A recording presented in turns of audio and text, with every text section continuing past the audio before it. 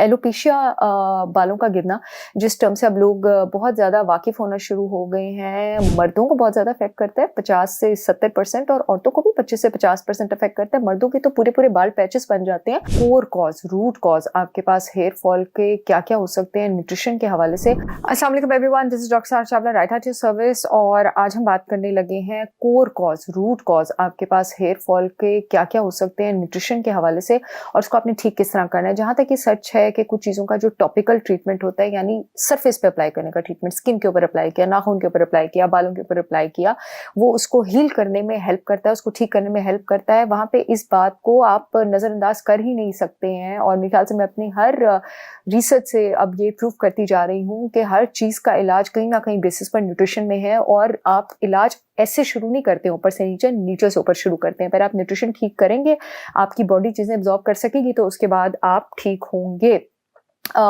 Alopecia बालों का गिरना, जिस टर्म से अब लोग बहुत ज़्यादा वाकिफ़ होना शुरू हो गए हैं। मर्दों को बहुत ज़्यादा अफ़ेक्ट करता है, 50 से 70% और औरतों को भी 25 से 50% अफ़ेक्ट करता है। मर्दों के तो पूरे-पूरे बाल पैचेस बन जाते हैं और औरतों में ये एलोपेशिया ज़्यादा खतरनाक इसलिए क्योंकि वो स्टार्ट होता है ओवरऑल बालों की थिनिंग से। ऐसे बाल थिन हो गए, पतले हो गए, वॉल्यूम कम हो गया, तो ये भी वही एलोपेशिया ही है। इस एलोपेशिया के पीछे 2 मेजर कॉजेज़ हैं आपके पास। ये है जी आपके पास डायहाइड्रोटेस्टोस्टेरोन, डीएचटी बड़ा पावरफुल मेल हार्मोन है। उसकी अमाउंट ज़रूरत से ज़्यादा हो गई है और वो कैसे हो गई है? टेस्टोस्टेरोन डीएचटी में कन्वर्ट होता है एक एंजाइम के थ्रू। इस एंजाइम को आप अरोमाटेज़ कहते हैं, यानी ये एंजाइम आपके पास ज़्यादा हो रहा है। इस वक़्त फार्मा इंडस्ट्री में बड़ी मशहूर ऐसी ड्रग्स हैं जो कि इस एरोमाटेज़ को रोकती हैं, इसको इनहिबिट करती हैं ताकि कन्वर्ट ना हो। लेकिन आपको पता है, अगर आप ये ड्रग बाहर से लेते रहेंगे और आप रूट कॉज़ को ट्रीट नहीं करेंगे, जब आप दवाई छोड़ेंगे आप वापस वहीं पे होंगे। तो इसका रूट कॉज़ आपके पास क्या हो सकता है? इसका रूट कॉज़ है आपके पास ज़ीनोएस्ट्रोजेंस। मैं बताती हूँ क्या है। मैं पहले भी बात कर चुकी हूँ। ज़िंक की कमी, बी विटामिन्स की कमी और इंसुलिन रेजिस्टेंस आपकी बॉडी में और लाइसिन की कमी। अब हम पहली चीज़ से बात शुरू करते हैं। ज़ीनोएस्ट्रोजेंस वो टॉक्सिक एस्ट्रोजेंस हैं जो हमारे पास मौजूद सिंथेटिक चीज़ों में, कॉस्मेटिक्स में, मेकअप प्रोडक्ट्स में, हाँ, मैं भी इस्तेमाल करती हूँ। लेकिन मैं अपनी लाइफ में हर्बल और नेचुरल प्रोडक्ट्स का बहुत ज़्यादा ख्याल रखती हूँ और बहुत सारी मैं चीज़ें करती हूँ। आपके पास प्लास्टिक में मौजूद है, नॉन स्टिक में मौजूद है, तो इन सबको अपनी एनवायरनमेंट से निकाल दीजिए और अपनी एनवायरनमेंट में खालिस कुदरती जितनी चीज़ें लेकर आ सकते हैं, आप उनको लाएँ।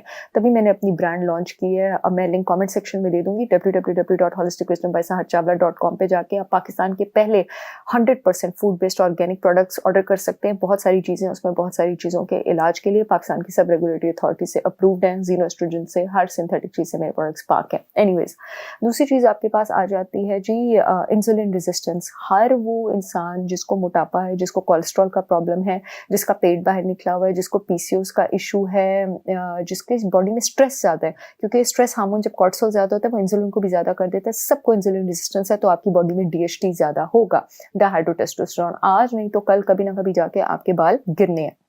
तीसरी चीज़ ज़िंक की कमी और चौथी चीज़ बी विटामिन्स की कमी। ज़िंक आपके पास रेड मीट में मौजूद होता है, नट्स, ग्रेन्स और सीड्स में मौजूद होता है, लेकिन रेड मीट मेरा प्रेफर्ड सोर्स इसलिए है क्योंकि नट्स, ग्रेन्स और सीड्स में कुछ ऐसे एंटी न्यूट्रिएंट्स भी मौजूद होते हैं जो ज़िंक और बाकी बी विटामिन्स को जिस्म में जज़ब नहीं होने देते। तो उसको लेने का बेस्ट सोर्स आपके पास रेड मीट ही है। और क्या आप जानते हैं कि वो सारे खाने जो आपकी बॉडी में इंसुलिन रेजिस्टेंस करते हैं, वो सारे खाने आपके जिस्म से ज़िंक और बी विटामिन्स भी निकालते हैं। यानी शुगर, प्रोसेस्ड कार्बोहाइड्रेट्स, आपके पास व्हाइट ब्रेड जो है, आपके पास जो पास्ता है, आप के पास जितना भी जंक फूड है, जितने भी मीठे हैं, जितने भी डिजर्ट्स हैं, एक तो ये इंसुलिन रेजिस्टेंस करेंगे और फिर जिस्म से जिंक और बी विटामिन निकालेंगे, तो बाल तो जानेंगे। ठीक है। बी विटामिन्स आपके पास जो बहुत ज़्यादा इंपॉर्टेंट है बालों के लिए, उसमें आपके पास B12, B9 और B6 आ जाता है। B9 फॉलिक एसिड बनाने में काम आता है, फॉलिक एसिड खून बनाने में काम आता है। खून दिमाग में, स्कैल्प में, हेयर फॉलिकल्स में, बालों की जड़ों में ऑक्सीजन लेके जाता है, न्यूट्रिएंट्स लेके जाता है ताकि वो ग्रो कर सकें।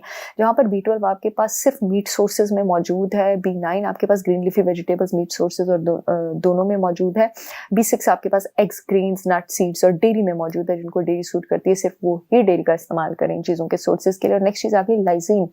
लाइसिन अमाइनो एसिड है, यानी प्रोटीन का एक जुज़्व है, और ये आपके पास सबसे ज्यादा रेड मीट में मौजूद होता है। और आप रेड मीट खाना छोड़ देते हैं कि वो बुरी चीज है। जहाँ रेड मीट के बेतहाशा और फवायद है, वहाँ रेड मीट का ये भी फवायद है कि लाइसिन के बगैर जिस्म में आयरन की एब्जॉर्प्शन अच्छी नहीं हो सकती, और अगर आयरन अच्छा एब्जॉर्ब नहीं होगा ना, तो खून नहीं बनेगा, बालों की हेल्थ अच्छी नहीं होगी, अलॉन्ग विद और भी बहुत सारे फंक्शंस नहीं होंगे। और लाइसिन कार्निटीन बनाने के भी काम आता है।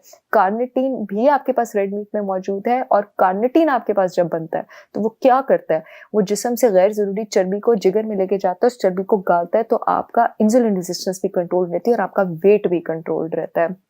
मैं इंशाल्लाह बहुत जल्दी अपने शैम्पूज़ और ऑयल्स लॉन्च करने लगी हूँ, जो एसएलएस फ्री हैं और डैंड्रफ के लिए भी हैं, हेयर फॉल के लिए भी हैं, हेयर ग्रोथ के लिए भी हैं। उसकी भी मैं आपको अपडेट देती रहूँगी।